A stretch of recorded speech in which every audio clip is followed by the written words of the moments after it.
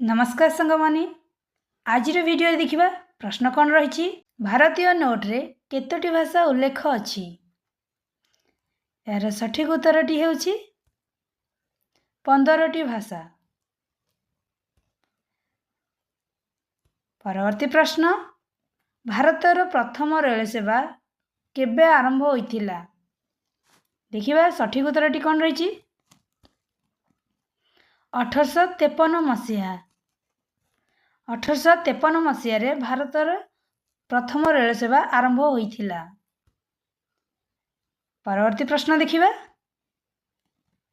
भारत रे प्रथम टेलीफोन सेवा केबे आरंभ होइथिला देखिबा सठिक उत्तरटी कौन रही 1891 मसीह भारतर टेलीफोन सेवा आरंभ होइथिला।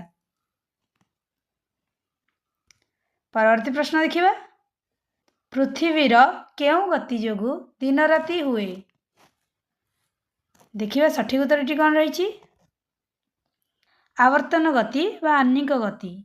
आवर्तन गति कहले जोटा कि पृथ्वी निज अक्ष चारिपटे बुली थाए ताको आवर्तन गति कह जाए। पृथ्वी जेतेबेले सूर्य चारिपटे बुली थाए ताको परिक्रमण गति कह जाए। देखिबा परवर्ती प्रश्न भारतर रेलवे जोन संख्या केते भारतर रेलवे जोन संख्या केते देखिबा सठिक उत्तरटी कौन रही 15 भारतर रेलवे जोन संख्या 15।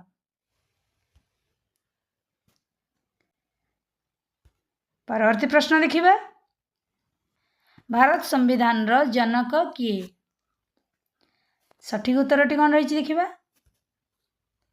डॉक्टर भीमराव अंबेडकर। डॉक्टर भीमराव अंबेडकर भारत संविधान रो जनक। परवर्ती प्रश्न देखिबा ओडिशा रे केतोटी दूरदर्शन केंद्र रही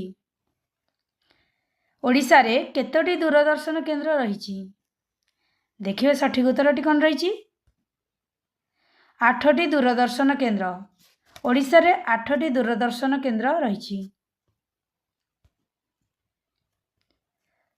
परवर्ती प्रश्न कौन रही कटक दूरदर्शन केंद्र केबे और केउठारे अनुष्ठित होइथिला कटक दूरदर्शन केंद्र केबे और केउठारे अनुष्ठित होइथिला देखिबा सठिक उत्तरटी कौन रही 1973 मसीहा तुलसीपुर ठारे अनुष्ठित होइथिला। परवर्ती प्रश्न देखिबा ओडिशा रे केतोटी आकाशवाणी केंद्र अछि ओडिशा रे केतोटी आकाशवाणी केंद्र अछि देखिबा यार सठिक उत्तरटी कौन रही 12टी आकाशवाणी केंद्र रही। ओडिशा रे आकाशवाणी केंद्र संख्या 12। परवर्ती प्रश्न देखिबा कटक आकाशवाणी केंद्र केबे अनुष्ठित होइतिला कटक आकाशवाणी केंद्र केबे अनुष्ठित होइतिला देखिबा सठिक उत्तरटी कौन रही 28 जनवरी 1948 मसीहा 28 जनवरी 1948 मसीह आकाशवाणी केंद्र अनुष्ठित होइतिला कटक ठारे। परवर्ती प्रश्न देखिबा ओडिशार केउ जिल्ला रे नरबली दिया जाउची ओडिशार केउ जिल्ला रे नरबली दिया जाउची नरबली अर्थ मनीष मानकु बलि दिया जाउची देखिबा यार सठिक उत्तरटी कौन रही कटक जिल्लार बड़म्बारे कटक जिल्लार बड़म्बारे नरबली दिया जाए। परवर्ती प्रश्न देखिबा लवंग गछर केउ अंश व्यवहार करा जाए जोटा कि आमे लवंग कहि थाउ देखिबा सठिक उत्तरटी कौन रही फूलर डेम्फ फूलर डेम्फटी को लवंग गछर फूलर डेम्फ को आमे लवंग कहि थाउ देखिबा परवर्ती प्रश्न कौन रही भारतर टंकाशाला केउ राज्य अवस्थित ଭାରତର ଟଙ୍କାଶାଳା କେଉଁ ରାଜ୍ୟରେ ଅବସ୍ଥିତ? ଦେଖିବା ସଠିକ୍ ଉତ୍ତରଟି କ'ଣ ରହିଛି? ପଶ୍ଚିମବଙ୍ଗ। ପଶ୍ଚିମବଙ୍ଗ ଆଲିପୁରଠାରେ ଭାରତର ଟଙ୍କାଶାଳା ଅବସ୍ଥିତ। ପରବର୍ତ୍ତୀ ପ୍ରଶ୍ନ କ'ଣ ରହିଛି? କେଉଁ ସ୍ତନ୍ୟପାୟୀ ପ୍ରାଣୀ ଛୁଆ ଜନ୍ମ ନ କରି ଅଣ୍ଡା ଦିଏ? ସ୍ତନ୍ୟପାୟୀ ପ୍ରାଣୀ ଅର୍ଥ ଯିଏ ତାର ଛୁଆକୁ କ୍ଷୀର ପାନ କରିଥାଏ ବା ସ୍ତନ୍ୟପାନ କରାଇଥାଏ, ତାକୁ ସ୍ତନ୍ୟପାୟୀ ପ୍ରାଣୀ କୁହାଯାଏ।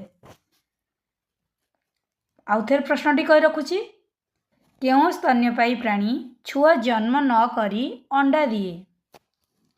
ଦେଖିବା ସଠିକ୍ ଉତ୍ତରଟି କ'ଣ ରହିଛି? ପ୍ଲାଟିପସ୍ ଛୁଆ ଜନ୍ମ ନ କରି ଅଣ୍ଡା ଦିଏ।